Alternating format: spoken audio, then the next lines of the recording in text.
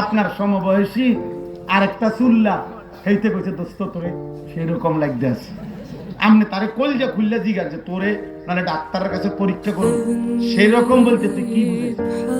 দেখবেন যদি আপনি কলিজা খোলেন ফুটটা করার মতো লাগতেছে, বাবা নেশাখোরের মতো লাগতেছে। অবশ্যই কোন ভদ্র ইমানদার কোন মুত্তাকির মতো তো লাগবে না। অতএব দোস্ত নষ্ট চরিত্রহীন হয়ে না, দুনিয়া তোমারে স্মরণ করবে না, আখিরাত তো মিলবে না, পৃথিবীতে ঘৃণিত গুনার লানত, এটা গুনাহ মানুষের ঘৃণা তৈরি করে। আল্লাহ আমাদেরকে বুঝ দান করে। আমরা পরীক্ষা দিতে হবে, ইমানের পরীক্ষা, মৃত্যু পর্যন্ত আমাদের জিন্দেগিটাই পরীক্ষা। অর্থাৎ প্রত্যেকটা আমল ইবাদত, আল্লাহর হুকুম নবীর হুকুম, এটাই পরীক্ষা।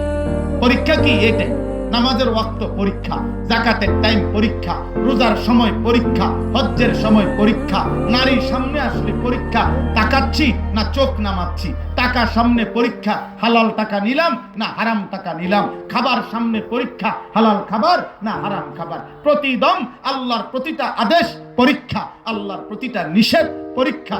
এই পরীক্ষা দিতে দিতে কবর পর্যন্ত, মৃত্যু পর্যন্ত, আখিরাতে গেলে আল্লাহ নিজ হাতে জান্নাত তুলে দেন। ইয়াহদিহিম রাব্বুহুম বিঈমানিহিম তাজরি মিন তাহতিহিমুল আনহারু ফি জান্নাতিন নাঈম। আল্লাহ বলেন ঈমান আমলওয়ালাকে আমি নিজে আল্লাহ তার ঈমানের বরকতে জান্নাতিন নাঈম, নিয়ামতে ভরা নহর বেষ্টিত জান্নাতে আমি পৌঁছায় দেব। বান্দা আমি তোরে দিয়ে আসবো, আমি আল্লাহ দিয়ে আসবো। কোরআন শরীফ আল্লাহ ওয়াদা দিয়েছে।